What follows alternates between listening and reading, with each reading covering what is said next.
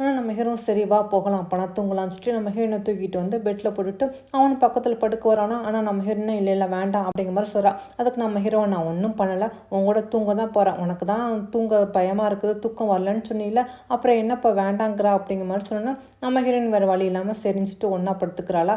ஆனால் நம்ம ஹீரோ தூங்கணுன்னு இவ்வளோ நைஸாக எந்திரிச்சு அந்த லேப்டாப்போட பாஸ்வேர்டை தெரிஞ்சுக்கலான்னு எந்திரிச்சு போகிறா. ஆனால் அவன் எந்திரிச்சு போகும்போதே நம்ம ஹீரோவும் கண் முழிச்சுக்கிட்டு தான் இருக்கான். இவன் எதுக்காக போகிறா செரிஞ்சுட்டு இவனும் ஒன்றுமே தெரியாத மாதிரி அப்படி இருக்கான். நம்ம ஹீரோயின் அந்த லேப்டாப்பை ஓப்பன் பண்ணி பார்க்குறா. ஆனால் பாஸ்வேர்டு இவளுக்கு சரியாக தெரியல.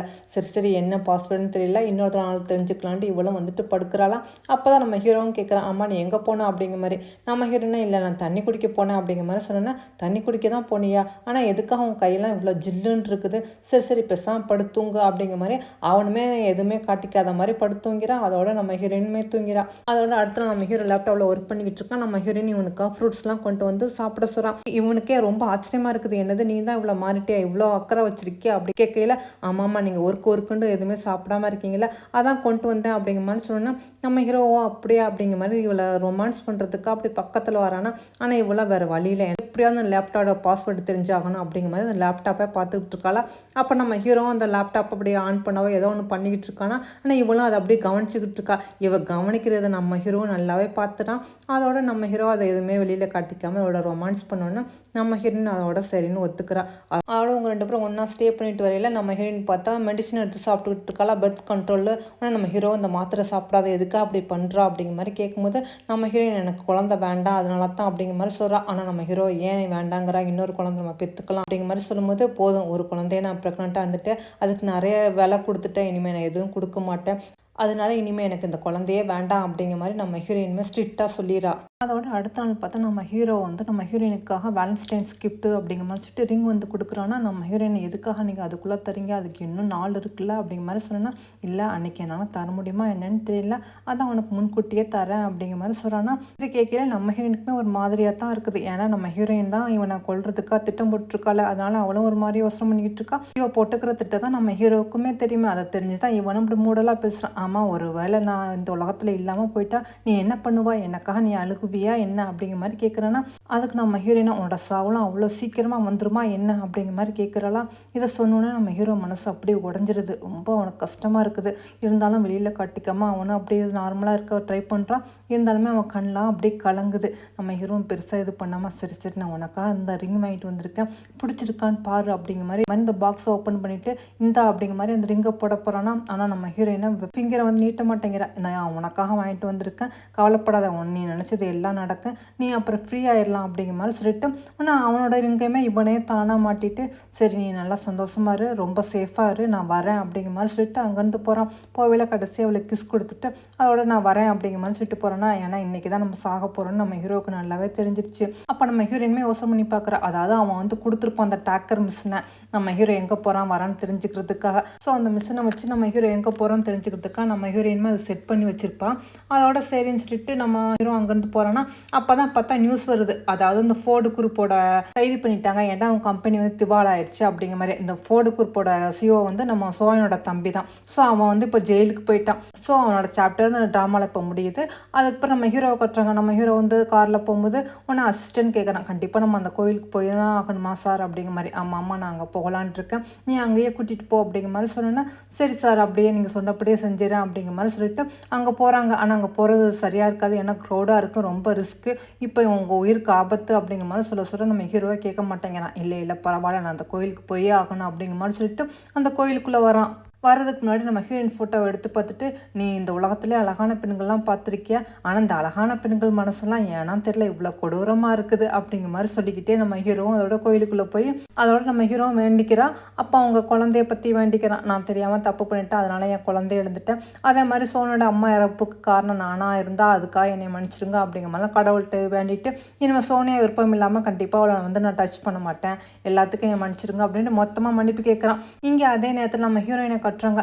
அந்த ஜோவும் நம்ம ஹீரோயின் உட்காந்துக்கிட்டு இருக்காங்க. நம்ம ஹீரோ இப்போ எங்கே இருக்கான்னு தெரிஞ்சிருச்சு. இப்போ கோயிலுக்குள்ளே தான் இருக்கான். அவனை எப்படியாவது வெளியில் வர வைக்கணும். அப்போ தான் நம்ம ஷூட் பண்ணுறது கரெக்டாக இருக்கும்னு சொல்லிட்டு இப்போ நீ வந்து அவனுக்கு கால் பண்ணி வெளியே வர வை அப்படிங்கிற மாதிரி சொன்னோன்னா நம்ம ஹீரோயின் சரி அப்படிங்கிற மாதிரி சொல்லிட்டு நம்ம ஹீரோவுக்கு கால் பண்ணுறாளா. ஆனால் நம்ம ஹீரோட ஒரு நிமிஷம் பார்த்துட்டு என்னது இவ இந்த நேரத்தில் கால் பண்ணுறா, இவன் மனசு என்ன மாறிட்டாளா அப்படிங்கிற மாதிரி சொல்லிட்டு என்ன அப்படிங்கிற மாதிரி கேட்டுக்கிட்டே வரானா.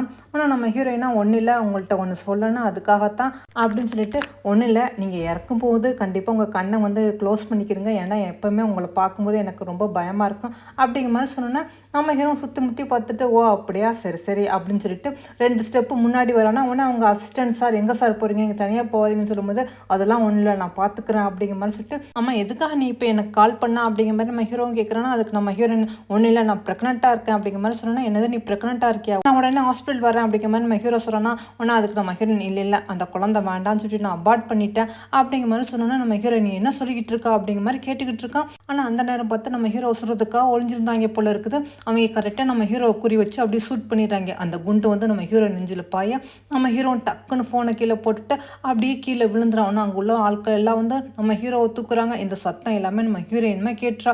நம்ம ஹீரோயின் கேட்டோன்னா அப்படியே அவளுமே ஃபோனை அப்படியே மெதுவாக கீழே நழுவுறா. அவளுக்குமே ரொம்ப அதிர்ச்சியாக இருக்குது. ஆனால் என்னன்னு தெரியல கண்ணிலேருந்து அவளுக்கு கண்ணீர் அப்படி வருதா. ஆனால் பக்கத்தில் இருந்த ஜோவும் இந்தாங்க அப்படிங்கிற மாதிரி டிஷ்யூ பேப்பர் கொடுக்குறான். ஆனால் நம்ம ஹீரோயின் என்ன அப்படிங்கிற மாதிரி கேட்குறா. இல்லை உங்கள் கண்ணிலேருந்து கண்ணீர் வருதுல அதை தொடச்சிக்கத்தான் அப்படிங்கிற மாதிரி சொன்னால் நம்ம ஹீரோயின் மனசுக்குள்ளே நான் எதுக்காக அழுகிறேன், நான் அழுகிறதுக்கு என்ன காரணம், எனக்கு ஒன்றும் வருத்தமெல்லாம் இல்லையா அப்படிங்கிற மாதிரி அவள் என்ன தான் சமாதானப்படுத்திக்கிட்டாலும் அவள் கண்ணிலேருந்து கண்ணீர் வந்துக்கிட்டு தான் இருக்குது. நம்ம ஹீரோ இறந்து போயிட்டான்னு நினைக்கல. நம்ம ஹீரோயினுக்குமே உண்மையிலே தாங்கிக்க முடியலை. உண்மையிலே இறந்து போயிட்டானா அப்படிங்கிற மாதிரி நம்ம ஹீரோயின் கேட்குறாளா. அதுக்கு அந்த ஜோவும் ஆமாம் இப்போ தான் இன்ஃபர்மேஷன் வந்துச்சு கன்ஃபார்ம் அவன் இறந்துட்டானா அப்படிங்கிற மாதிரி சொன்னால் அவளை தான் நம்ம ஹீரோயின் அப்படியே பித்து பிடிச்ச மாதிரி இப்படி வீட்டுக்கு வந்துக்கிட்டு இருக்கா. ஆனால் அந்த சிஸ்டர்ஸ் சொல்கிறாங்க நீங்கள் வந்துட்டீங்களா, உங்களுக்கான சிக்கன் சூப் ரெடி பண்ணியிருக்கேன், சார் சொன்னாங்க நீங்கள் வெளியே போயிட்டு வந்தோன்னா உங்களுக்கு கண்டிப்பாக கொடுக்க சொல்லி அதனால் நீங்கள் சாப்பிடுங்க அப்படிங்கிற மாதிரி அவங்க சகஜமாக பேசிக்கிட்டு இருக்காங்க. ஆனால் நம்ம ஹீரோயினுக்கு தான் பாவம் குற்ற உணர்ச்சியாக இருக்குது. நம்மளுக்கா இவன் இவ்வளோ பார்த்து செஞ்சுட்டு போயிருக்கானே அப்படிங்கிற மாதிரி. ஆனால் அந்த பப்பியும் வந்து இவள் பக்கத்தில் வந்தோன்னா இவளுக்கு மனசே தாங்கலை. அவ்வளோதான் நம்ம ஹீரோயின் இவ்வளோ நேரம் கண்ட்ரோலாக வச்சுருந்த அழுகை எல்லாத்தையும் அப்படி உடச்சி அழுதுகிட்டு இருக்கா. அதோட அவங்க அம்மா சமாதிக்கு வராளா.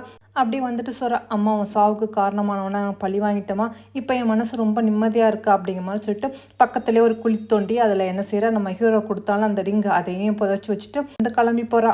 இப்படியே கிட்டத்தட்ட 3 மாதம் ஆயிடுது. இப்போ தான் நம்ம ஹீரோயின் கொஞ்சம் கொஞ்சமாக மாறி அவளும் ஒரு வேலையில் சேர்ந்துருக்கா போல இருக்குது. அங்கே அவள் ஃப்ரெண்டோட ரெஸ்டாரண்ட்டுக்கு வந்திருக்காளா. அப்போ அவங்க 2 பேருமே ரெஸ்ட் ரூம் போயிட்டு வரையில பார்த்தா ஒரு ரிங் இருக்குது. ஆனால் அவள் ஃப்ரெண்டு என்னது இது ரிங் இருக்குது, யாரோட ரிங்கு உன்னோடதா அப்படிங்கிற மாதிரி எடுத்து நம்ம ஹீரோயின்கிட்ட காட்டோன்னா நம்ம ஹீரோயின் வாங்கி பார்க்குறா. அதை பார்த்தோன்னா நம்ம ஹீரோவை போட்டிருந்தால கையில் அந்த ரிங்கை அதை பார்த்தோன்னா நம்ம ஹீரோயினுக்கு அப்படியே தூக்கி வாரி போட்டுருது. இந்த ரிங்கு எப்படி வந்துச்சு அப்படிங்கிற மாதிரி இங்கே கீழே போட்டுறா. உடனே நம்ம ஃப்ரெண்டு என்னாச்சு எது தப்பா அப்படின்ட்டு இல்லை அதெல்லாம் ஒன்றும் இல்லை அப்படிங்கிற மாதிரி சொல்லிட்டு நம்ம ஹீரோயின் பார்க்குறா. பார்த்தா அங்கே உள்ள பப்பியை காணோம். ஐயோ என்னோட பப்பியை காணமேன்னு சொல்லிட்டு நம்ம ஹீரோயின் தேடி வந்துக்கிட்டு இருக்காளா. பார்த்தா அந்த பப்பியை நம்ம ஹீரோவை பார்த்துட்டு ஓடி வருது. அப்போனா நம்ம ஹீரோ சாகவே இல்லை, உயிரோட தான் இருக்கான். இந்த பப்பியை நம்ம ஹீரோவை பார்த்து பக்கத்தில் வந்தோன்னா நம்ம ஹீரோ அந்த பப்பியை அப்படி தூக்கிக்கிட்டு நீ அவளுக்கு எப்போதும் துணையாக இருக்கியா அப்படிங்கிற மாதிரி அவன் கொஞ்சிக்கிட்டு இருக்கானா. இங்கே நம்ம ஹீரோயினா எங்கது பப்பியை காணமே அப்படின்னு சொல்லிட்டு ராய் அப்படிங்கிற மாதிரி தேடிக்கிட்டு வந்துக்கிட்டு இருக்காளா. அப்போ தான் பார்த்தா ஸ்விம்மிங் பூல் பக்கத்தில் வந்துக்கிட்டு இருக்கும்போது அப்போ தான் யாரோ நம்ம ஹீரோயினை பின்னாடி இருந்து அந்த ஸ்விம்மிங் பூலில் பிடிச்சி தள்ளி விட்டுறாங்க. நம்ம ஹீரோயின் பாவம் தடுமாறி அதுக்குள்ளே விழுந்துரா. பாவம் நம்ம ஹீரோயினுக்கு நீச்சல் தெரியாத போல இருக்குது. அவளும் தண்ணியில் அப்படி தத்தளிச்சுக்கிட்டு இருக்கலாம் காப்பாற்றுங்கன்ட்டு. அப்போ நம்ம ஹீரோவும் கரெக்டாக அங்கே வந்துடான். நம்ம ஹீரோ காப்பாற்றவா வேண்டாமான்னு யோசிக்கிறான். ஆனால் ஐயோ இல்லை இவளை காப்பாற்றியே ஆகணும் அப்படிங்கிற மாதிரி சொல்லிட்டு டக்குன்னு அவனும் தண்ணிக்குள்ளே குதிச்சு அதோட நம்ம ஹீரோயினை தூக்கிறானா. ஆனால் நம்ம ஹீரோயின் மயக்கத்தில் இருக்கா போல இருக்குது. ஆனால் அவனும் சரிஞ்சிட்டு தூக்கிட்டு வந்துட்டு இவளுக்கு உயிருக்கு ஒன்றும் ஆபத்து இல்லை, மயக்கத்தில் தான் இருக்கா, ஒன்றும் பிரச்சனை இல்லைன்னு சொல்லிட்டு அதோட அவளை தூக்கிட்டு போய் வீட்டில் படுக்க போட்டுறான் போல இருக்குது. நம்ம ஹீரோயின் கண் முழிச்சு பார்க்குறா. பார்த்தா அந்த பப்பியும் பக்கத்தில் இருக்குது. நம்ம ஹீரோயின் அதோட பெட்டில் படுத்திருக்கா. யாரையும் நீங்கள் தூக்கிட்டு வந்தது என்னன்னு தெரியலையே அப்படிங்கிற மாதிரி நம்ம ஹீரோயின் யோசனை பண்ணிக்கிட்டு அதோட சரின்னு இருக்காளா. அப்படியே நம்ம ஹீரோவை கட் பண்ணி கட்டுறாங்க. பார்த்தா நம்ம ஹீரோ அவங்க அசிஸ்டன்ட் பிடிச்சி கத்திக்கிட்டு இருக்கானே என்ன தைரியம் தான் நீ அவளை தண்ணியில் பிடிச்சி தள்ளுவா, எதுக்காக இந்த மாதிரி பண்ணா அப்படிங்கிற மாதிரி. அதுக்கு அவனும் சொன்னான் வேறு என்ன சால்வ் பண்ணுறது, உங்களை கொலை பண்ணுறதுக்கு அவங்க தானே உதவி பண்ணாங்க, எப்படி என்னால் மறக்க முடியும், நீங்கள் வேணால் மன்னிக்கலாம், என்னால் மன்னிக்கவே முடியாது, அதுக்காக தான் சந்தர்ப்பம் தேடிக்கிட்டு இருந்தா இன்றைக்கி தான் அமைஞ்சிச்சின்னு சொன்னால் அவளை தான் நம்ம ஹீரோ கோந்துருது. என்ன தைரியம் தான் நீ அவங்க மேலே கை வைப்ப, நான் தான் சொல்லியிருக்கேன்ல அப்படின்னு என் பேச்சு எதுக்கு மீறி நான் போய் மண்டிடு அப்படிங்கிற மாதிரி சொன்னேன்னா அவனும் அதோட சரி பரவாயில்ல நீங்கள் என்ன தள்ளனா கொடுத்தாலும் ஏற்றுக்கிறேன்னு வந்து நீல் டவுன் போட்டுக்கிட்டு இருக்கான். அதோட இங்கே அப்படியே கட் பண்ணி காட்டுறாங்க. நம்ம ஹீரோயின் ஒவ்வொரு நாளும் ஆஃபீஸ்லேருந்து வரும்போதெல்லாம் நம்ம ஹீரோ பின்தொடர்ந்து தான் வந்துக்கிட்டே இருந்திருக்கான். இந்த 3 மாசமா நம்ம ஹீரோயினுக்கு தான் இது தெரியாமல் இருந்திருக்குது. அப்போ தான் அதே மாதிரி ஒரு நாள் நம்ம ஹீரோயின் ஆஃபீஸ் விட்டு வந்துக்கிட்டு இருக்கும்போது பார்த்தா அங்கே மேரிமா வராங்க. மேரிமா பார்த்தோன்னா நம்ம ஹீரோயின், மேரிமா நீங்கள் என்ன இங்கே அப்படிங்கிற மாதிரி. ஆனால் அவங்க உன்னை பக்கத்தமாக வந்தேன் வா அப்படிங்கிற மாதிரி கூட்டிகிட்டு போகிறாங்களா. எங்கே கூட்டிகிட்டு போகிறீங்கன்னு சொன்னேன்னா, நீ வா உனக்கு ஒரு சந்தோஷமான விஷயம் இருக்குது அப்படிங்கிற மாதிரி சொல்லிட்டு அவங்க வீட்டுக்கு தான் கூட்டிகிட்டு போகிறாங்க. ஆனால் அவங்க கூட்டிகிட்டு போகிறத நம்ம ஹீரோவும் பார்த்துக்கிட்டு இருக்கான். எதுக்காக அந்த மேரிமா சோனியா வீட்டுக்கு கூட்டிகிட்டு போகிறாங்கன்னு தெரியல. ஆமாம் இப்போ அந்த சோயான் எங்கே இருக்கான் அப்படிங்கிற மாதிரி நம்ம ஹீரோ கேட்டேன்னா, அதுக்கு அசிஸ்டண்ட் அவன் வந்து ஜெயிலில் தான் இருக்கான் சார் அப்படிங்கிற மாதிரி சொல்கிறாங்க. அதாவது சோயான் வந்து ட்வின்ஸுன்ட்டு நம்ம ஹீரோ கூட இன்னும் தெரியாது போல இருக்குது. இங்கே மேரிமாவும் வாமா வீட்டுக்குள்ளே வாமா உனக்கு ஒரு சர்ப்ரைஸ் இருக்குன்னு சொல்லிட்டு நம்ம ஹீரோயினை கூட்டிகிட்டு வராங்களா. நம்ம ஹீரோயினுக்கு ஒன்றுமே புரியலை. எதுக்காக கூட்டிகிட்டு வந்திருக்கீங்கன்னு தெரியலன்னு சொல்லிட்டு அவளும் அப்படியே சந்தேகத்தோட அப்படி உள்ளே வந்துக்கிட்டு இருக்கா. அங்கே பார்த்தா சோயான் உட்காந்துக்கிட்டு இருக்கான். அதாவது சோயான் வந்து கோமால இவ்வளோ நாளும் இருந்தால இப்போ தான் அவனுக்கு வந்து சுயநலம் வந்திருக்கு போல இருக்குது. அவன் நம்ம ஹீரோயினை பார்த்தோன்னா, உனக்கு என்னை ஞாபகம் இருக்குல்ல, என்னை மறக்கலை இல்லை அப்படிங்கிற மாதிரி கேட்குறான். அவ்வளோத்தான் நம்ம ஹீரோயின் அப்படியே பேக்கை கீழே போட்டுட்டு சோயான் அப்படிங்கிற மாதிரி சொல்லலாம். அவன் இருக்கிற நிலைமை பார்த்துட்டு உனக்கு என்னாச்சு அப்படிங்கிற மாதிரி கேட்டோன்னா, அப்போ தான் அவனும் சொன்னான், அன்றைக்கி நடந்த ஆக்சிடெண்ட்டில் வந்து நான் கோமாவில் கடந்தேன். எனக்கு வந்து சுயநினைவே இல்லை. மேரிமா தான் எல்லா உண்மையாக சொன்னாங்க. உன்னை பழி வாங்குறேன்னு சொல்லிட்டு என் தம்பி உனக்கு வந்து நிறைய கெடுதலாம் பண்ணிட்டானா. உனக்கு வேலை கிடைக்காம வச்சு நீங்கள் கிளப்பில் வேலை பார்க்க வச்சு என்கேஜ்மெண்ட்டுன்னு பேரில் உங்கள் அம்மா உன்னையெல்லாம் வந்து அவமானப்படுத்தின எல்லாம் நான் கேள்விப்பட்டேன். அதுக்காக நான் சாரி கேட்டுக்கிறேன், என்னை மன்னிச்சிடு அப்படிங்கிற மாதிரி சோயான் மன்னிப்பு கேட்குறேன்னா, இதெல்லாம் கேட்டேன் நம்ம ஹீரோயின் எதுக்காக குழப்புற, அதெல்லாம் ஒன்றும் இல்லை, நான் அதெல்லாம் மறந்துட்டேன் அப்படிங்கிற மாதிரி சொல்கிறான். அப்போ தான் இவனும் சொல்கிறான், நான் வந்து கோமாலேருந்து முடிச்சிட்டேன். ஆனால் என்னால் வாக் பண்ண முடியாது. நான் படுக்கையாக தான் இருப்பேன். எவ்வளோ நாளைக்கு இப்படி இருப்பேன்னு எனக்கே தெரியல அப்படிங்கிற மாதிரி அவனு சொன்னோன்னா, நம்ம ஹீரோயின் நீ எதுக்கும் கவலைப்படாத, எல்லாம் சீக்கிரமே சரியாயிரும். பெரிய பெரிய டாக்டர்லாம் கூட்டிகிட்டு போய் நான் சரி பண்ணிடலாம் அப்படிங்கிற மாதிரி இவளுமே அவனுக்கு ஆறுதல் சொல்லிட்டு அதோட அங்கேருந்து கிளம்பி போகிறேன். இப்படியே ஒவ்வொரு நாளும் ஆஃபீஸ் விட்டு முடிஞ்சிட்டு நம்ம சோயானை பார்க்குறதுக்காக வீட்டுக்கு வரா போல இருக்குது. நம்ம ஹீரோவும் இதெல்லாம் பார்த்துக்கிட்டு தான் இருக்கான். அப்போ தான் நம்ம ஹீரோயினும் சோயானை நீ வெளியே வா அப்படிங்கிற மாதிரி வீல் சைடில் வச்சுட்டு வெளியே கூட்டிகிட்டு வரால. அப்போ தான் நம்ம ஹீரோவுமே பார்க்குறான். பார்த்தோன்னா சோயான் இங்கே இருக்கான். அப்போனா இவன் சோயானை பார்க்க தான் வந்துக்கிட்டு இருக்காளா. அப்போ உண்மையான சோயான் அங்கே இருக்கிறது யார் ஜெயிலில் அப்படிங்கிற மாதிரி கேட்கும்போது தான் நம்ம ஹீரோக்குமே தெரிய வருது இவங்க 2 பேரும் ட்வின்ஸ் அப்படிங்கிற மாதிரி. ஆனால் சோயானா சொல்கிறான், எதுக்காக என்னை மல்லுக்கட்டி இங்கே வெளியே கூட்டிகிட்டு வந்திருக்கா, இதெல்லாம் பார்க்க நான் விரும்பவே இல்லை அப்படிங்கிற மாதிரி சொன்னோன்னா நம்ம ஹீரோயின் ஆறுதல் சொல்கிறான், நீ இப்படியே உள்ளேயே அடைஞ்சு கிடந்தியாக்க உனக்கு வந்து அவ்வளோ நல்லதில்லை, அதுக்காகத்தான் வெளியே கூட்டிகிட்டு வந்திருக்கேன், நீ கவலைப்படாத எல்லாம் சரியாயிரும் அப்படிங்கிற மாதிரி. அதுக்கு அவனும் சொல்கிறான், நீ என்ன சொன்னாலும் டாக்டர் சொல்கிறதான உண்மை, அவங்க தான் சொல்லிட்டாங்களே என்னோடய உடம்பு கண்டிஷனை பற்றி, நான் வந்து குணமாகிறது ரொம்ப கஷ்டம், அதுவும் இல்லாமல் நான் இருக்கிறது கொஞ்ச நாள் தான் அப்படிங்கிற மாதிரி சொல்லியிருக்காங்க அப்படிங்கிற மாதிரி. இந்த சோயான்னு சொல்கிறான்னா, ஆனால் இதை கேட்டு நம்ம ஹீரோயினுக்குமே ரொம்ப கஷ்டமாக இருக்குது. நீ ஏன் அப்படிலாம் நினைக்கிற, அப்படிலாம் நினைக்காத, கண்டிப்பாக நீங்கள் குணமாயிருவா, நான் உனக்காக எப்போவும் துணையாக இருப்பேன் அப்படிங்கிற மாதிரி நம்ம ஹீரோயின் சொல்லிட்டு அப்படி பக்கத்தில் உட்காந்தோன்னா அவனு சொல்கிறான், நீ எதுக்கு கஷ்டப்படுறியா, நீ எதுக்கும் கவலைப்படக்கூடாது, நீ நல்லா இருக்கணும், நீ சந்தோஷமாக இருக்கணும் அப்படிங்கிற மாதிரி சோயானும் நம்ம ஹீரோயின் தலையை தடவி கொடுத்துட்டு ஆறுதல் சொல்லிக்கிட்டு இருக்கானா. இவங்க 2 பேரும் ஒன்றா பேசிக்கிட்டு இருக்கிறத நம்ம ஹீரோமே பார்த்துக்கிட்டு தான் இருக்கான். அதோட சரிஞ்சிட்டு நம்ம ஹீரோயின் வீட்டுக்கு வந்துக்கிட்டு இருக்கா. நம்ம ஹீரோனை ஃபாலோ பண்ணி நம்ம ஹீரோவும் வந்துக்கிட்டு இருக்கான். நம்ம ஹீரோயின் அப்படி திரும்பி பார்த்தா அவளோட நெருங்கிய கார் வந்துக்கிட்டு இருக்கா. என்னது இந்த கார் நம்மளை வந்து மோதுற மாதிரி வருது அப்படிங்கிற மாதிரி பயந்து நம்ம ஹீரோயின் போகிறா. பார்த்தா நம்ம ஹீரோவும் துரத்திக்கிட்டு வந்துக்கிட்டு இருக்கான். நம்ம ஹீரோயின் வேகமாக ஒரு இடத்துக்கு வந்துட்டு யாருக்கு கால் பண்ணுறதுக்காக ஃபோன் பண்ணிக்கிட்டு இருக்கா. ஆனால் நம்ம ஹீரோ ஜீப் கதவை வந்துட்டு ஸ்டைலாக வந்து நிற்கிறான். அவ்வளோதான் நம்ம ஹீரோவை பார்த்தோன்னா நம்ம ஹீரோயினுக்கு தூக்கி வாரி போட்டுருது. இவன் என்ன இப்படி வந்து நிற்கிறான் உயிரோட அப்படிங்கிற மாதிரி அப்படியே ஆச்சரியமாக அவனை பார்த்துக்கிட்டு இருக்காளா. நம்ம ஹீரோயின் கையில் வச்சுக்கிற ஃபோனே அப்படியே பள்ளிகை விழுகுது. ஆனால் நம்ம ஹீரோயினை பார்த்துக்கிட்டு அப்படியே ஸ்டைலாக நடந்து வந்துக்கிட்டு இருக்கான். என்ன பேபி என்னை ரொம்ப மிஸ் பண்ணுறியா அப்படிங்கிற மாதிரி கையை நீட்டிக்கிட்டு வந்தோன்னே நம்ம ஹீரோயினை அப்படியே அவனை வச்சுக்கணும் வாங்காமல் பார்த்துக்கிட்டு இருக்கா. அவனை என்னை ரொம்ப மிஸ் பண்ணுறியா என்ன அப்படிங்கிற மாதிரி கேட்டோன்னா அதுக்கு நம்ம ஹீரோயின் கேட்குறா, நீங்கள் இன்னும் சாகலையா அப்படிங்கிற மாதிரி, ஏன் உனக்கு டிசப்பாயின்மெண்ட்டாக இருக்குதா என்ன அப்படின்னு சொல்லிட்டு நம்ம ஹீரோயின் கையை அப்படி கட்டி இழுத்துக்கிட்டு போகிறோன்னா நம்ம ஹீரோயின் என்ன பண்ணிக்கிட்டு இருக்கீங்க, விடுங்க அப்படிங்கிற மாதிரி சொல்கிறான். ஆனால் நம்ம ஹீரோ விடாமல் அவளை டக்குன்னு தோளில் தூக்கிக்கிட்டு காரில் கொண்டு வச்சுட்டு நான் திரும்ப வந்துட்டேன், இனிமேல் அவனை எங்கேயும் நான் அனுப்ப மாட்டேன்னு சொன்னா நம்ம ஹீரோயின் அவன்கிட்ட வந்து எஸ்கேப் ஆக பார்க்குறா. ஆனால் நம்ம ஹீரோவை விட மாட்டேங்கிறான். அவளை இழுத்துக்கிட்டு போயிடுவோன்னு வீட்டுக்கு வந்துடான். வந்துட்டு என்னை விட்டுட்டு போகலான்னு பார்க்குறியா, அவ்வளோ சீக்கிரம் உன்னை விட்டுருவானா என்ன அப்படிங்கிற மாதிரி சொல்லிட்டு நான் இன்னும் சாகாமல் இருக்கேன்னு உனக்கு ரொம்ப கவலையாக இருக்கா, நீ எனக்கு கொடுத்த ப்ரைஸை பார்க்குறியா அப்படிங்கிற மாதிரி சொல்லிட்டு அந்த புல்லட் வந்து அவன் நெஞ்சில் பட்டுச்சுல அதை காட்டுறான். இது மட்டும் எனக்கு ஹார்ட்டில் கொஞ்சம் தான் தப்புனுச்சு, இல்லாட்டி நான் இறந்து இருப்பேன் இன்னோரம், இதெல்லாம் நீ எனக்கு கொடுத்த கிஃப்ட் அப்படிங்கிற மாதிரி சொல்லிட்டு இந்த காயத்தை டச் பண்ணி பாரு அப்படிங்கிற மாதிரி சொல்கிறான்னா. இதை பார்த்தோன்னா நம்ம ஹீரோயினுமே ஒரு மாதிரி அப்படியே அமைதியாக இருக்கா. நம்ம ஹீரோ சொல்கிறான், உனக்கு உண்மையிலே எனக்கு கொல்லணும்னு ஆசையாக இருக்கா, எதுக்காக இந்த மாதிரி பண்ணா, நான் மட்டும் இறந்து போயிருந்தா என்ன ஆயிருக்கேன், ஆனால் என்னமோ தெரியல நான் சாகலை, இருந்தாலும் பரவாயில்ல, ஆனால் உன்னை வந்து வேற ஒருத்தனோட சேர்த்து வச்சு பார்க்க என்னால் முடியாது, நீ எப்போவுமே என் கூட தான் இருக்கணும். ஆனால் இப்போம்லாம் நீ வந்து அடிக்கடி இந்த சோயானை பார்க்குறதுக்கா வீட்டுக்கு போகிற, அவங்க கூட நீ ரொம்ப க்ளோஸாக இருக்கா, எனக்கு அது சுத்தமாக பிடிக்கல, அதனால தான் திரும்ப வந்துட்டேன் அப்படிங்கிற மாதிரி சொன்னோன்னா, நம்ம ஹீரோயின் அவங்க கூட இருந்த உறவுலாம் எனக்கு எல்லாமே முடிஞ்சு போச்சு, இப்போ அவனுக்கு எனக்கும் ஒன்றும் இல்லை, சும்மா தான் நான் அவனை பார்க்க போகிறேன் அப்படிங்கிற மாதிரி அவளும் சொல்கிறாளா. அதுக்கு நம்ம ஹீரோவும் சொல்கிறான், நான் இறந்து போனால் கூட கவலைப்பட மாட்டேன், ஆனால் நீ என்னை விட்டுட்டு போனால் என்னால் தாங்கிக்க முடியாதுன்னு சொல்லிட்டு அதோட நம்ம ஹீரோயின் அங்கே தான் ஸ்டே பண்ணியிருக்காப்புல இருக்குது. நம்ம ஹீரோ தூங்கிக்கிட்டு இருக்கான். நம்ம ஹீரோயினும் அதோட அவனை சட்டையை நீக்கிக்கிட்டு அப்படியே அவன் குண்டுப்பட்ட இடத்த பார்த்தோன்னா நம்ம ஹீரோவுக்கு ஏதோ கனவு போல் இருக்குது. அவனும் பயந்த மாதிரி முழிக்கிறான். உன்னை என்னாச்சு கனவா, ஒன்றும் பயப்படாதீங்க நான் இருக்கேன் அப்படிங்கிற மாதிரி சொன்னேன். ஆமாம்மா நீ தான் என் பக்கத்தில் இருக்கல, ஆனால் என்னை கொல்ற மாதிரி கனவுல நீ தான் வந்தா, அதான் எனக்கு பயமாக இருக்குது, இருந்தாலும் பரவாயில்ல அப்படிங்கிற மாதிரி அவனும் சொல்லிக்கிட்டு அப்படி தூங்குறான்னா. நம்ம ஹீரோயின் சாரி நான் பெரிய தப்பு பண்ணிட்டேன், எனக்கு அது மனசு உறுத்திக்கிட்டு இருக்குது அப்படிங்கிற மாதிரி சொல்கிறான். அதுக்கு நம்ம ஹீரோ சச்சா அதெல்லாம் ஒன்றும் இல்லை, நீ இதை பற்றிலாம் கவலைப்படாத அப்படிங்கிற மாதிரி சொல்கிறான்னா. அதோட செஞ்சுட்டு அடுத்த நம்ம ஹீரோயின் வந்து ஆஃபீஸ் போகிறதுக்காக கிளம்பி போகிறான். ஆனால் நம்ம ஹீரோ விட மாட்டேங்கிறான். நீ எங்கே போகிறா, அந்த சோயனை பார்க்க போறியா அப்படிங்கிற மாதிரி நம்ம ஹீரோயின் சொல்கிறான். நான் தான் நேற்றே சொல்லிட்டேன்ல அவனுக்கு எனக்கு எந்த மாதிரி ஒரு உரம் இல்லைண்டு அப்படின்னு சொன்னா. ஓ அப்படியே, அப்போ உண்மையிலே என்னை லவ் பண்ணுறியா, எங்கே எனக்கு கிஸ் பண்ணும் அப்படிங்கிற மாதிரி நம்ம ஹீரோவும் கேட்டோன்னா நம்ம ஹீரோயின் டக்குன்னு அவனுக்கு கிஸ் கொடுத்துறா. நம்ம ஹீரோக்கு இதை கொஞ்சம் கூட நம்பவே முடியல. என்னது கோவப்படாமல் டக்குன்னு கிஸ் கொடுத்துட்டாலே, முன்ன மாதிரி நம்மளை வெறுத்து ஒதுக்கலையே அப்படிங்கிற மாதிரி. உடனே நம்ம ஹீரோயின் இப்போ உங்களுக்கு ஹாப்பி தானே, நான் வேலைக்கு போகலாமா அப்படிங்கிற மாதிரி சொல்லிட்டு வேலைக்கு போகிறா. அதோட வேலை முடிச்சுட்டு எப்போதுமே சோயானை பார்க்குறதுக்காக வீட்டுக்கு போகிறா.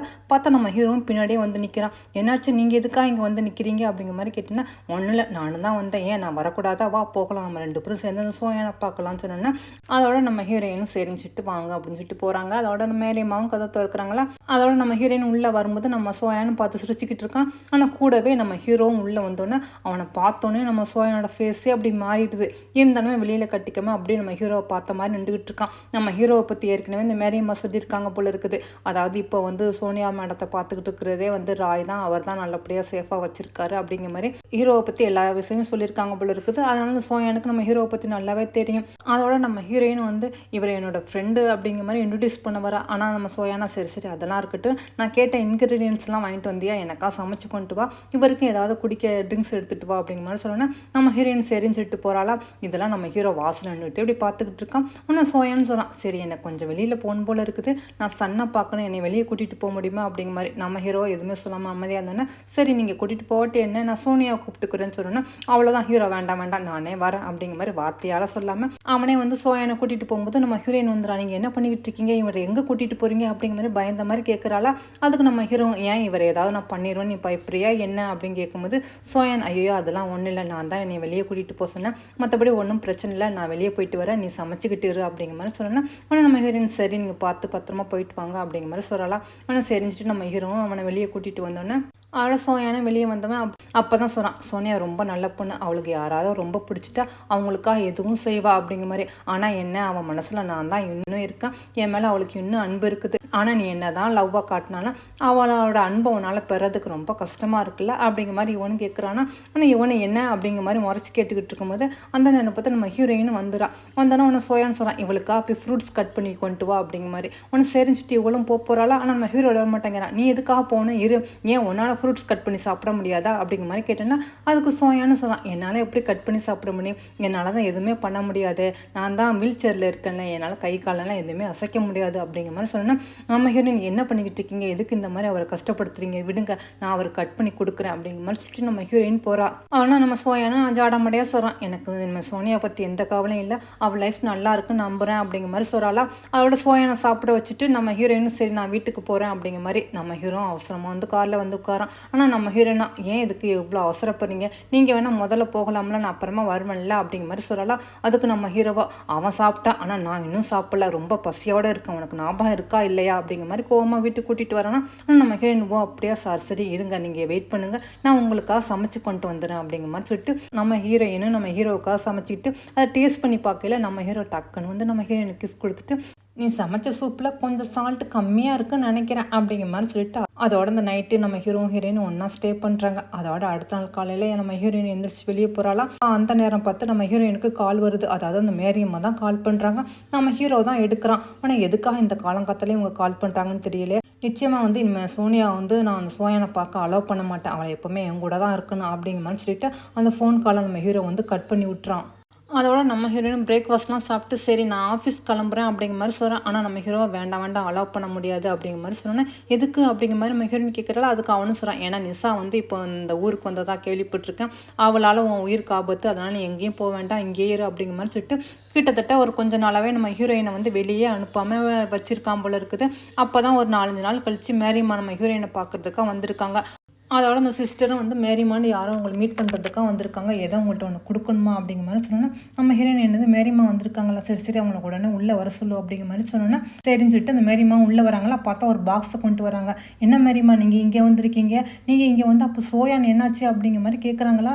அப்போ தான் பார்த்தா அவங்க அப்படியே கண்ணிலேருந்து கண்ணீர் வருது. இதை பார்த்தோன்னா நம்ம ஹீரோயின் அப்படியே அதிர்ச்சாகிறா. நீங்கள் என்ன மேரியம்மா என்னாச்சு அப்படிங்கிற மாதிரி சொன்னோன்னா சோயான் இறந்து போயிட்டான் அப்படிங்கிற மாதிரி சொல்கிறாங்க. உடனே இதை கேட்டு நம்ம ஹீரோயினை பாவம் அப்படியே கண்ணிலேருந்து கண்ணீர் வருது. நம்ம ஹீரோவுக்குமே அப்படியே அதிர்ச்சி ஆகுது. அவனுமே இதை கேட்டுட்டு அப்படியே எந்திரிச்சு நிற்கிறான். அப்போ அந்த மேரிம்மா சொல்கிறாங்க, சோயான் இறக்கிறதுக்கு முன்னாடி உங்கள்கிட்ட இதை கொடுக்க சொல்லிட்டு ஒரு பாக்ஸ் கொடுத்துட்டு போனார், இந்தாங்க அப்படிங்கிற மாதிரி ஏதோ ரெக்கார்டு மாதிரி இருக்குதா, அதை எடுத்து கொடுக்குறாங்க. ஆனால் நம்ம ஹீரோயின் அதை வாங்கிட்டு அப்படி கேட்டு பார்க்குறா. பார்த்தா அதில் பார்த்தா அந்த சோயான் சொல்லியிருக்கான், நீ நானும் லவ் பண்ணோம்ல அந்த நாட்கள்லாம் எனக்கு ரொம்ப சந்தோஷமான நாட்கள், என் வாழ்க்கையில் மறக்க முடியாத நாட்கள். அன்றைக்கி நாம் 2 பேருமே ரொம்ப ஹாப்பியாக இருந்தோம், நம்ம லைஃப்பை எப்படிலாம் தொடங்கணும்னு கனவு கண்டுக்கிட்டு இருந்தோம். ஆனால் அந்த கனவுலாம் வந்து நம்மளுக்கு நடக்காமே போயிடுச்சு அப்படிங்கிற மாதிரி அதில் அவன் பேசியிருக்கானா.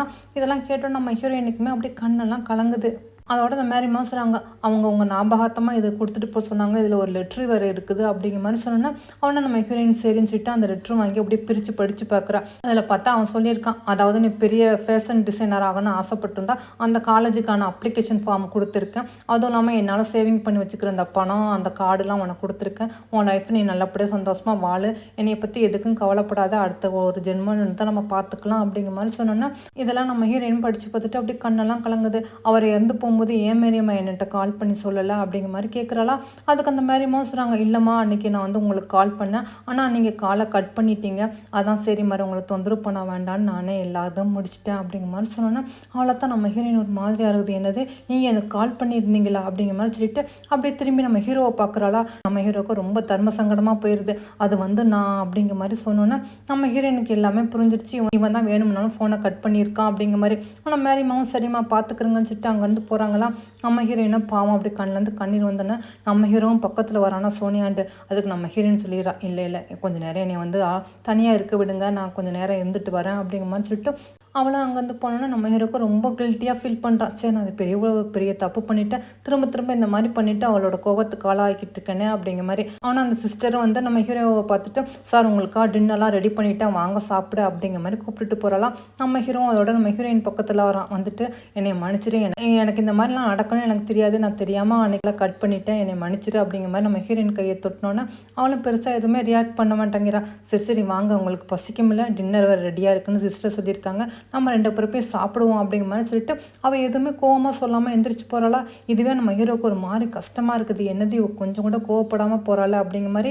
அதோட டைனிங் டேபிளில் வந்தோன்னா நம்ம ஹீரோ இதை எடுத்து சாப்பிடு அதை எடுத்து சாப்பிடு அப்படிங்கிற மாதிரி எடுத்து வைக்க நம்ம ஹீரோயின் எதுவுமே சொல்லாமல் அதெல்லாம் சாப்பிட்டுக்கிட்டு இருக்கா. நம்ம ஹீரோக்கு ரொம்ப கஷ்டமாக இருக்குது. எந்த பிரச்சனையாக இருந்தாலும் வாயத்தை வந்து பேசு, என்னை திட்டு அடி என்ன வேணாலும் பண்ணு, ஆனால் தயவுசெய்து இந்த மாதிரி மட்டும் இருக்காது, எனக்கு ரொம்ப கஷ்டமாக இருக்குது அப்படிங்கிற மாதிரி சொன்னோன்னா அதுக்கு நம்ம ஹீரோயின், இதில் உங்கள் மேலே என்ன தப்பு இருக்குது, அவன் ஏற்கனவே என்கிட்ட வந்து ப்ராமிஸ் வாங்கியிருக்கான், அதாவது அவன் இறந்து போன பிறகு நான் வந்து பார்க்கக்கூடாது அப்படிங்கிற மாதிரி, அதனால் அவன் இறந்து போனால் நான் கண்டிப்பாகவே பார்க்க மாட்டேன், இருந்தாலும் கடைசியாக கூட அவங்கள்ட்ட பேசியிருப்பேன்ல, அது கூட முடியாமல் போச்சுன்னு சொல்லிட்டு தான் எனக்கு தான் வருத்தமாக இருக்குது, மற்றபடி இதுக்கும் உங்களுக்கும் எந்த ஒரு சம்மந்தம் இல்லை, அதனால் நீங்கள் ஒன்றும் உங்கள் மேலே வந்து ப்ளேம் பண்ணிக்க வேண்டாம் அப்படிங்கிற மாதிரி சொன்னோன்னே நம்ம ஹீரோ, அப்போ உண்மையிலே உனக்கு என் மேலே கோவம் இல்லையா அப்படிங்கிற மாதிரி கேட்குறானா. இல்லை எனக்கு எந்த ஒரு கோவமும் இல்லை, ஆனால் என்னோடய லைஃப்பை நான் புதுசாக ஸ்டார்ட் பண்ணலான்னு இருக்கேன், அதனால் நான் வந்து அப்ராடு போய் படிக்கலான்னு இருக்கேன் அப்படிங்கிற மாதிரி சொன்னோன்னா அவ்வளோதான் நம்ம ஹீரோவுக்கு வந்து தூக்கி வாரி போட்டுருச்சு. என்னது நீ என்னை விட்டு பிரிஞ்சு போறியா அப்படிங்கிற மாதிரி. நம்ம ஹீரோயின், ஆமாம் நீ நானும் ஒன்றா கண்டிப்பாக சேர்ந்து வாழ முடியாது, ஏன்னா நம்ம 2 பேருக்குள்ள நிறைய மிஸ் அண்டர்ஸ்டாண்டிங்லாம் இருக்குது அப்படிங்கிற மாதிரி சொல்லிட்டு நம்ம ஹீரோயின் உன்னை விட்டு போகலான்னு இருக்குன்னு சொன்னா அவ்வளோதான் நம்ம ஹீரோ கோவம் வந்தது. டக்குன்னு அந்த அப்ளிகேஷன் ஃபார்மை எடுக்கிறான்னா நம்ம ஹீரோயின் என்ன பண்ணிக்கிட்டு இருக்கீங்க, அதை கொடுங்க கொடுங்க அப்படிங்கிற மாதிரி கேட்குறா. ஆனால் நம்ம ஹீரோவா இல்லை என்னால் கண்டிப்பாக உன்னை விட்டுட்டு இருக்க முடியாது, நான் உன்னை எங்கேயும் அலோவ் பண்ண மாட்டேன் அப்படிங்கிற மாதிரி சொன்னோன்னா நம்ம ஹீரோயின் கேட்குறா, எவ்வளோ நாளைக்கு நீங்கள் உங்கள் கூடயே வச்சுக்க முடியும், எப்படி என்னை கட்டி போட்டு இந்த ரூம்லேயே என்னை அடைச்சி போட்டு முடியும் சொல்லுங்க அப்படிங்கிற மாதிரி. நம்ம ஹீரோ எனக்கு அதெல்லாம் தெரியாது, ஆக மொத்தம் உன்னை எங்கேயும் விட மாட்டேன், நீ எப்போவுமே என் கூட மட்டும்தான் இருக்கணும், நீ என்ன நினச்சாலும் உனக்கு வாங்கி தரேன், உனக்கு சந்தோஷமாக வச்சுக்கிறேன், ஆனால் என்னை விட்டு மட்டும் போகணும்னு நினைக்காது, என்னால் முடியாது அப்படிங்கிற மாதிரி நம்ம ஹீரோயின் அப்படியே ஹக் பண்ணிக்கிறான். நம்ம ஹீரோயின் அதோட ஒன்றுமே சொல்லாமல் அமைதியாக இருக்கா. அப்போ தான் நம்ம ஹீரோயினை கூட்டிகிட்டு ஷாப்பிங் வந்திருக்கான் போல இருக்குது. பார்த்தா நம்ம ஹீரோயின் மிஸ்ஸிங் அப்படிங்கிற மாதிரி அந்த சிஸ்டர் சொன்னோன்னா அவ்வளோதான் நம்ம ஹீரோ தூக்கி வாரி போட்டுருச்சு. என்னது அவள் என்னை விட்டுட்டு போயிட்டாளா, அவள் எங்கே போயிருப்பான்னு தெரியலன்னு சொல்லிட்டு அங்கே எங்கேன்னு தெரிவிட்டு அது எப்படி அவங்க ட்ரெஸ் மாற்றிக்கிட்டு இருக்கும்போது அதுக்குள்ளே இங்கேருந்து போவாங்க, நீங்களாம் என்ன பண்ணிக்கிட்டு இருக்கீங்க அப்படிங்கிற மாதிரி கத்திக்கிட்டு இருக்கும்போது பார்த்தா நம்ம ஹீரோயினை வந்து நிற்கிறா. நம்ம ஹீரோயினை பார்த்தா தான் நம்ம ஹீரோக்கு உயிரே வருது. அப்படியே வந்துட்டு நீ எங்கேயும் போகல அப்படிங்கிற மாதிரி வந்து ஹக் பண்ணிக்கிறான்னா நம்ம ஹீரோயின் நான் எங்கேயும் போகல, உங்களை விட்டுட்டு நான் என்னால் எங்கே போக முடியும், நான் வந்து என்னோடய ஐடிங் கார்டை வந்து மிஸ் பண்ணிட்டேன், அதை தான் தேடிக்கிட்டு இருந்தேன், ஆனால் இப்போ தான் தெரியுது அது உங்கள்கிட்ட தான் இருக்குது அப்படிங்கிற மாதிரி சொல்லிட்டு அதுவும் இல்லாமல் நான் உங்களை விட்டு எப்போவுமே போக மாட்டேன் அப்படிங்கிற மாதிரி சொல்லிட்டு கையை கொடுக்குறாளா. சரி நம்ம 2 பேரும் இப்போ இங்கேருந்து போகலாமா அப்படிங்கிற மாதிரி நம்ம ஹீரோவும் சரின்னு சொல்லிட்டு அங்கேருந்து வரான். பார்த்தா நம்ம ஹீரோயினுக்கு நம்ம ஹீரோ முளைப்போலாம் வந்துருச்சு போல இருக்குது. அவளா வந்து பப்பியை கொஞ்சிக்கிட்டு இருக்கும்போது நம்ம ஹீரோ சோகமாக உட்காந்துக்கிட்டு இருக்கான். ஏன் என்னாச்சு, எதுக்கு இப்படி இருக்கீங்கட்டு. இல்லை இந்த பப்பியை வந்து நான் பாயாக வாங்கி கொடுத்துட்டேன், கேர்ளாக வாங்கி தந்தா இன்னும் எனக்கு கொஞ்சம் சந்தோஷமாக இருந்திருக்கு, ஏன்னா இந்த பப்பியை நீ கொஞ்சம் போதுனா நான் ரொம்ப ஜெலிஸாக ஃபீல் பண்ணுறேன் அப்படிங்கிற மாதிரி சொன்னோன்னே ஆனால் நம்ம ஹீரோயின் என்னதுக்கு இதுக்கெல்லாமா நீங்கள் ஜெலிஸாக ஃபீல் பண்ணுவீங்க போங்க அப்படிங்கிற மாதிரி வெக்கப்பட்டுக்கிட்டு அவளும் அங்கேருந்து போகிறாளா. அதோட உங்கள் லைஃப் ரொம்ப சந்தோஷமாக போய்கிட்டு இருக்குது. அப்போ தான் ஒரு நாள் நம்ம ஹீரோயினும் அந்த சிஸ்டரை கூட்டிக்கிட்டு டெம்பிளுக்கு வரா. அதாவது நம்ம ஹீரோ வந்திருந்தாலும் அந்த டெம்பிளுக்கு அங்கே வந்துட்டு நம்ம ஹீரோயின் அந்த டெம்பிளில் வந்து சாமி கும்பிட்டுக்கிட்டு இருக்காளா. அப்போ தான் அங்கே வந்து அந்த மாஸ்டர் வந்து சொல்கிறாங்க, இங்கே தான் வந்து கொஞ்சம் நாளைக்கு முன்னாடி ராய் வந்தார் அப்படின்னு சொல்லிட்டு அன்னைக்கு நடந்ததெல்லாம் சொல்லி காட்டிகிட்டு இருக்கானா. அப்போ தான் அவர் சொல்கிறாரு, இறந்து போன குழந்தைக்காக இந்த பிளாக் கலர் சீல்டு மாதிரி அந்த இது வச்சார், அதுக்கெலாம் இது பண்ணார், அந்த குழந்தை உருவான நாளாக என்னென்னு தெரியல, அந்த பிப்ரவரி 15 அப்படிங்கிற மாதிரி அந்த பாஸ்வேர்டை சொன்னோன்னா இதை கேட்டு நம்ம ஹீரோயினுக்கு அப்படி தூக்கி வாரி போட்டிருக்குது. ஏன்னா நம்ம ஹீரோயின் வந்து இந்த லேப்டாப்போட பாஸ்வேர்டே வந்து அதுதான், அதாவது நம்ம ஹீரோயினுக்கு பாஸ்வேர்டு தெரியணுங்கிறதுக்காக தான் அந்த பாஸ்வேர்டு வந்து தெரிகிற மாதிரி வச்சுருக்கான். அவனோட இறந்து போன நாளே அவன் டிசைட் பண்ணியிருக்கான். அதாவது நம்ம ஹீரோவுக்கு வந்து இவன் நம்மளை சூட் பண்ணுறதுக்கு ஆள் ஏவி விட்டுருக்கா அப்படிங்கிற மாதிரி எல்லாமே தெரிஞ்சு தான் இந்த மாதிரி பண்ணியிருக்கான் அப்படிங்கிற மாதிரி எல்லா உண்மையும் நம்ம ஹீரோயினுக்கு தெரிஞ்சிருதா. இது தெரிஞ்சுன்னா நம்ம ஹீரோயின் பாவம் உடஞ்சி அப்படி அழுகிறா. அப்போ நான் உங்களை கொலை பண்ண போகிறேன்னு தெரிஞ்சுதான் நீங்கள் வேணும்னாலும் அந்த சாவை ஏற்றுக்கிட்டீங்களா அப்படிங்கிற மாதிரி அவள் அழுதுகிட்டு இருக்கும்போது அந்த நேரம் பார்த்து மறைஞ்சிருந்த நிசா இங்கே வந்துட்டு டக்கு நம்ம ஹீரோயின் கழுத்தில் கத்தி வச்சுன்னா நம்ம ஹீரோ ஓடி வரா. நிசா நீ என்ன பண்ணிட்டு இருக்கா, ப்ளீஸ் சோனியா விட்டுட்டு அவளை எதுவும் பண்ணிடாதா அப்படிங்கிற மாதிரி.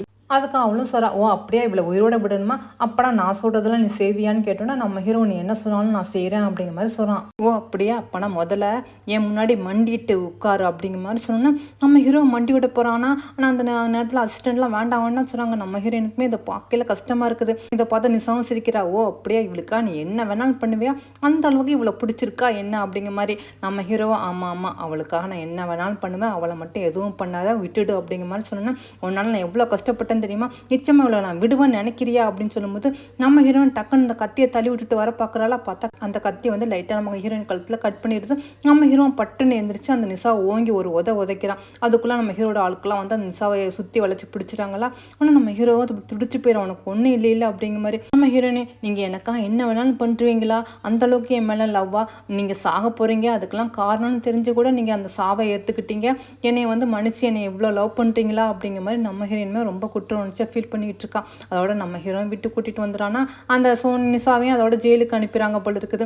அப்போ நம்ம ஹீரோயின் கழுத்தில் காயமாக இருக்குது அப்படிங்கிறதுக்காக நம்ம ஹீரோ வந்து அந்த காயத்துக்கு மருந்து போட்டுக்கிட்டு இருக்கான். என்ன ரொம்ப வலிக்குதா அப்படிங்கிற மாதிரி கேட்டோன்னா அதுக்கு நம்ம ஹீரோயின் அன்னைக்கு புல்லட் உங்கள் நெஞ்சில் பட்டுருக்கும் போது உங்களுக்கு எவ்வளோ வலிச்சிருக்கும் இல்லை, ரொம்ப கஷ்டப்பட்டுருப்பீங்கள அப்படிங்கிற மாதிரி. அதுக்கு நம்ம ஹீரோ அந்த வலியை விட இதுக்கெல்லாம் காரணம் நீ தான் நினைக்கும் போது தான் கஷ்டமாக இருந்துச்சு, மற்றபடி இந்த வலியெல்லாம் பெருசு இல்லை அப்படின்னு சொல்லிக்கிட்டு இருக்கானா. ஆனால் நம்ம ஹீரோயின் நானும் உங்கள் காயத்துக்கு மருந்து போடுறேன் அப்படிங்கிற மாதிரி சொல்லிட்டு ஐஸ் கட்டியை வாயில் வச்சுக்கிட்டு அப்படியே நம்ம ஹீரோ பக்கத்தில் வந்து அப்படியே அந்த காயத்துக்கு மருந்து போகிற மாதிரி அதை அப்படியே தடவுறாளா. நம்ம ஹீரோவா நீ என்ன பண்ணிக்கிட்டு இருக்கான்னு தெரியுதா, இப்போல்லாம் நீ பண்ணியாக்கும் அவ்வளோதான், வேறு என்ன நடக்கணும் நீ நல்லா புரிஞ்சு செய்ய அப்படிங்கிற மாதிரி சொல்கிறான். அதுக்கு நம்ம ஹீரோயின் என்ன நடக்குன்னு எனக்கு நல்லாவே தெரியுமே அப்படிங்கிற மாதிரி சொல்லிட்டு அவளும் அப்படியே ரொமான்ஸ் பண்ணுறாளா. ஆனால் அதுக்கப்புறம் என்ன நம்ம ஹீரோயினும் சந்தோஷமாக அப்படியே லைஃப்பை ஸ்டார்ட் பண்ணுறாங்க. நம்ம ஹீரோயின் ரொம்ப நம்ம ஹீரோவை லவ் பண்ணுறான். நம்ம ஹீரோவுக்கு லவ்வை பற்றி சொல்லவே வேண்டாம், எப்போயுமே நம்ம ஹீரோயின் நம்ம பக்கத்துலேயே இருக்க டக்குன்னு அவனும் நம்ம ஹீரோயினை ரொம்ப ரொம்ப நேசிக்கிறான். 2 பேருமே அவங்க லைஃப்பை சந்தோஷமாக ஸ்டார்ட் பண்ணிக்கிட்டு இருக்காங்க. லைஃப் இப்படியே போய்கிட்டு இருக்குது. அதோட சில மாதத்துக்கு பிறகு நம்ம ஹீரோயினும் அதோட சில மாதத்துக்கு பிறகு நம்ம ஹீரோயினும் டாக்டரை மீட் பண்ண வரா. பார்த்தா நம்ம ஹீரோயின் ப்ரெக்னெண்ட்டாக இருக்கா போல இருக்குது. நம்ம ஹீரோமே வெளியே நின்றுக்கிட்டு இருக்கான். டாக்டரும் செக் பண்ணி பார்த்துட்டு உங்கள் குழந்தையெல்லாம் நல்லா இருக்குது அப்படிங்கிற மாதிரி சொன்னோன்னா நம்ம ஹீரோயின் ரொம்ப சந்தோஷப்படுறாளா. அப்போ தான் அந்த டாக்டரும் அப்படி பார்த்துட்டு அம்மா உன்னை எங்கேயோ பார்த்த மாதிரி இருக்குது அப்படிங்கிற மாதிரி சொல்லிட்டு ஆமாம்மா நீ ஒரு தடவை வந்தியில உன்னோட பாய் ஃப்ரெண்ட் உன்ட்ட ரொம்ப ரஃப்பாக நடந்துக்கிட்டான் அப்படிங்கிறதுக்காக நான் உன்னை பார்த்தேன்ல அப்படிங்கிற மாதிரி சொன்னோன்னா நம்ம ஹீரோயின் அப்படியே ஆமாம் அப்படிங்கிற மாதிரி சொல்கிறாளா. இதெல்லாம் வெளியில் நின்று கேட்டுக்கிட்டு இருந்த நம்ம ஹீரோவோ அப்படி பார்த்துக்கிட்டு இருக்கான். என்னது நான் ரஃப்பாக நடந்துக்கிட்டேன்னா அப்படிங்கிற மாதிரி. இப்போ எப்படிமா உங்கள் பாய் ஃப்ரெண்ட் உன்ட்ட நடந்துக்கிறான், நல்லா நடந்துக்கிறானா அப்படிங்கிற மாதிரி கேட்டோன்னா நம்ம ஹீரோயின் இப்போமெல்லாம் பரவாயில்ல டாக்டர், ரொம்ப ஜென்டிலாக நடந்துக்கிறாரு அப்படின்னு சொன்னோன்னா சரி சரி குழந்தை இருக்குது நல்லபடியாக பார்த்துக்குங்கன்னு சொல்லிட்டு அதோட சொன்னோன்னா நம்ம ஹீரோயின் அதோட வராளா. நம்ம ஹீரோ அன்னைக்கு நான் வந்துட்டு ரொம்ப ரஃப்பாக நடந்துக்கிட்டேன்னா சாரி அப்படிங்கிற மாதிரி கேட்டோன்னா நம்ம ஹீரோயின் எதுக்காக இதெல்லாம் இங்கே நின்று பேசிகிட்டு இருக்க, வாங்க நம்ம வீட்டுக்கு போகலாம் அப்படிங்கிற மாதிரி அவனை கையை பிடிச்சி விட்டு கூட்டிகிட்டு வரா. இதுக்கு மேலே அந்த ட்ராமாவில் சொல்கிறதுக்கு என்ன, அப்புறம் என்ன இவங்களுக்காக ஒரு குழந்தை வர்றது, இவங்க 2 பேரும் அந்த குழந்தையை பெற்றுக்கிட்டு சந்தோஷமாக அவங்க லைஃப்பை ஸ்டார்ட் பண்ண போகிறாங்க. ஓகே ஃப்ரெண்ட்ஸ், நம்ம ஹீரோட லைஃப் நம்ம சந்தோஷமாக இருக்கும். அதே மாதிரி நீங்களே என்னை சந்தோஷப்படுத்துகிற மாதிரி ஒரு லைக் பட்டனை ப்ரெஸ் பண்ணிவிட்டு இது வரைக்கும் சேனலை சப்ஸ்கிரைப் பண்ணிட்டு கிளம்புங்க ஃப்ரெண்ட்ஸ். Okay bye.